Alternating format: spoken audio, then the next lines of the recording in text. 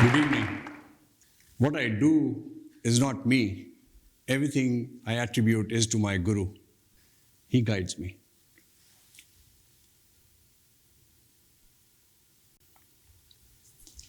It's an honor for me to join you today. 20 years ago, the world changed as we know it. That was quite a day. This image is forever etched in our minds. How can we ever forget that? I remember in my first visit to the USA, early 80s, I happened to be on the top of the World Trade Center. That time you could go onto the terrace. And I actually saw planes flying below me. It is a majestic sight. And to see this on 9/11, I could never imagine that this could have ever happened. And where was I on that day? I was sitting in the Kingdom of Saudi Arabia with arguably the senior most Sunni Muslim leader of the world, the Secretary General of the Muslim World League. Now, why is he senior most? Only he can be appointed by the custodian of the two holy mosques. Now, who is the custodian of the two holy mosques? That is His Majesty the King of Saudi Arabia. And only he can appoint the Secretary General. And this Secretary General in the Kingdom of Saudi Arabia is a place where 1.6 billion of Muslims, all are his domain, they reaches out to. And every Muslim aspires to go to Mecca and Medina. That's why he's the custodian of the two holy mosques. So sitting with him, I get a call from my office, Bawa, you have to leave the country now. I said, come on, it's too early in the morning. I said, are you serious? What's happened? Are you still awake or are you sleeping or what's going on? He said, no, put on the television. The World Trade Center has been hit. I said, my God. So I asked His Excellency, I said, Excellency, can you put on the television? We do that, and there we see the second plane go in. And this is what was left of the mighty World Trade Center. And I saw he was aghast. His mouth was wide open. I was shocked beyond belief.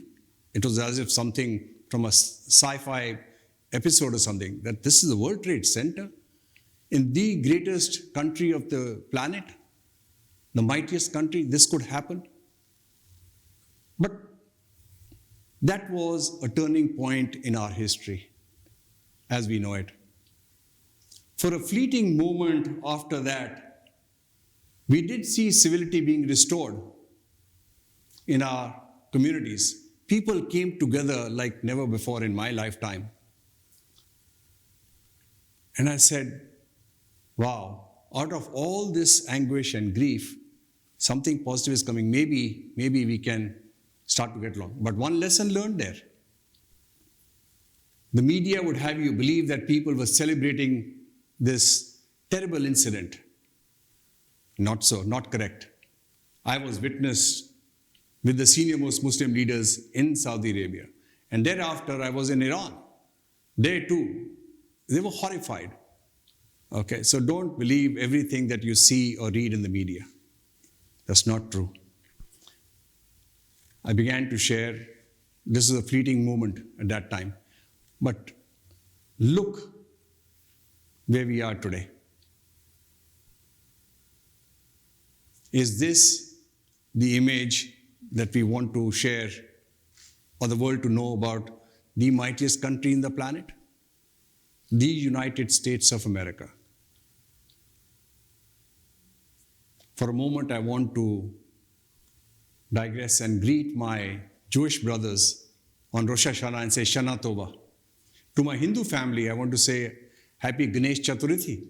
These are sacred times, are times when we come together to share new beginnings. And I share this at the same time I share the January 6th image because perhaps we need to process and get beyond this. I always wonder how we got to this on January 6th. I go back to 9/11 when we saw people come together. We had not witnessed that in a long time. Immediately after January 6th, for a fleeting moment, people did come together and said, never again. This is our sacred symbol of democracy, not just for the United States of America, but the entire free world.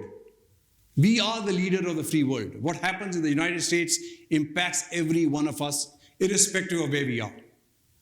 And this is not the image we wanted to have the world see. So perhaps we thought maybe sometimes, maybe such incidents bring out some good in the people. Because what we are used to is this symbol. Many of my friends who work on the hill, for them this is sacred ground. I know several of them wept bitterly because they felt their temple or their church had been defiled. This is not what the United States of America is. How did we get here? I think if I were to go back in history, it was shortly after the advent of the cable news network. Very quickly, they started branding and projecting out diverse politics, all focused on dividing us, not on trying to bring us together. Conservative views were more in the news, and that's what they were projecting. And I go back, I said, why did our journalism get to such a level that they wanted to project what divides us, not what brings us together? And sensationalism started to sell. I'm going to give you an example, and if you see human minds and the psyche, Facebook had some items which used to be red flagged. That means they do not vouch for the authenticity of those moments. But yet, if you ask them in their research, what was the site most visited? Was that. When you flag something which is not to be true, that was when most people were trying to go for it. I mean, on a lighter, different note this is human minds. Go to the streets of Amsterdam and you'll see those red lights. That means there are naked women there. There is open things there. But what does human minds do? They go there. So what we are told not to do is where we are drawn to psychologically, and we go and explore that. Similarly here, if you go back now, coming to our own country here, and seeing what did we do wrong? How did we get to this point when January 6th was possible? With all the security apparatus, with all the checks and balances that we have within our systems, that happened. We allowed that to happen. I go back, at least a dozen plus years in my own recollection, or where I felt openly there was such a divide in the capital that I started to talk about, with people that I knew, that where is responsible leadership? Where is it that we can put aside our differences and come together in the interest of our country and the world? I mean, it has become so toxic that to talk of civility means you are an enemy today. This is not the United States of America. And we can do something about it. The good thing is that we can learn some lessons. Look what happened in the past 4 years. What we've seen. Anti-Semitism has risen more than 200 times.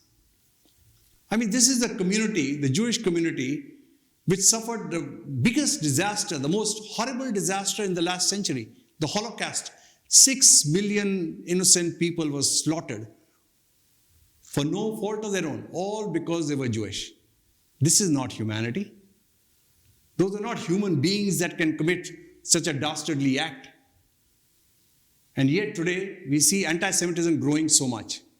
On the other side, since 9/11, Islamophobia has grown 7,000+%. Why? I think more than 99% of the Muslims are peace-loving, good people, all working out there to see what they can provide for the family to have a better future. And yet we target them. We see also Hindu phobia. We see phobia of any kind is not the foundations of democracy. That goes against the spirit of democracy, where we come together, we learn to compromise with each other, to be there for each other, to support each other. But are we doing that? Because what we witness now is that it's not just the words of one person, but there are deep-rooted feelings and sentiments which were exacerbated or fueled when they thought they could have the authority. I mean, that is unacceptable. That's why we started the Center for Responsible Leadership just about 2.5, 3 years ago. In 2019, we had our first Summit for Responsible Leadership at the United Nations, and our opening session was on restoring civility. And this was long before January 6th, but yet you see what happened, where we have regressed. And on that session, we had Senator Lieberman, one of the elder statesmen of our country, who's always dedicated his life to bridging and bringing people together. We had Adam Sharp, who's now the CEO of Emmys, but he used to be the head of Twitter's government relations, and he taught some famous people how to tweet. And then we had Ambassador Nancy Brinker, who was in the White House, and this was moderated by David Gregory. And what I remember that came out of the session was that spirit of compromise has been compromised. No longer are we willing to come together to see what is in the larger interest of the country, not just the party, and indeed what will impact the world. Not happening. But what happens is this. This is the image. Look at the image. What is it that we want? There are no enemies here. If you have a spirit of compromise, doesn't make you against your party's fundamental beliefs or their ideology. That is what elected officials are elected for. They must debate vigorously. I mean, that is the foundation of democracy, of a healthy, vibrant democracy, to have a robust debate, but then come together for the sake of the country and the world. That today is not happening, my friends, and we need to change that course. I remember, especially at the United Nations, there are very divisive debates, very strong positions taken. But then they agree to disagree. They come outside in the Viennese coffee and they're sitting together and having a cup of coffee. I know the staffers, whether it's the senators or the Congress people and the Republicans or the Democrats, the White House, whether it's a red White House or a blue White House, they get together in the evening over a drink and they can exchange freely. Today, if you are seen with one of the people from the other party, your character is in doubt. You are put in a danger of this person is now perhaps going to be taking the position of the other side. What? There's no other side? There's only one side, people. The United States of America. That is not what we want. But I can tell you that more and more there is murmurs in the corridors of the power structures of our country that we need to have this toxic atmosphere be put behind us. There are efforts. There are bold people, courageous people who are willing to take a stand, and we must support them and applaud them wherever we can. I know that I've had some experience myself with our chairman. Our chairman, His Excellency Dr. Muhammad bin Abdul Karim Al Isa, is currently the Secretary General of the Muslim World League. Along with the American Jewish Committee, the CEO David Harris, they asked us to put together a delegation, and he was courageous to visit Auschwitz. The senior most Muslim leader going to Auschwitz on the 75th anniversary of the Holocaust. And he brought with him over 60 Muslim leaders from across all branches of Islam. And you can see here the images. They even got down to pray there. Broke protocols. Why? They said, never, ever again. This was a big stigma on humanity. We must never, ever allow that again. That, my friends, is responsible leadership. Even though there are threats on your life, you reach out because you know that is the right thing to do. Do we have the courage to do that? Can we be like these people? I surely think we can. And I think that is where the center is focused on. All we do is, we ask you be the judge. We are not here to judge you. 3 simple questions. Remember, everything in life is presented to us rather complicated. We wanted to simplify that a common person can understand. So what are the 3 questions? Do you make decisions based on the present or the future? Number 2, are those decisions based on conviction or convenience? And number 3, are they constructive or destructive? Ask yourself these questions. Judge for yourself where you are. And if you are not there, work towards it. Because after all, this is our one human family. We are one planet. We are one people. Learn to overcome your differences. Come together.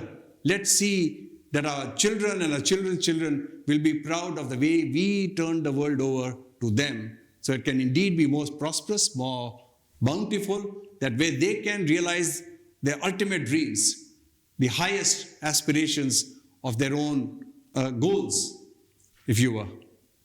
So together, can we do that?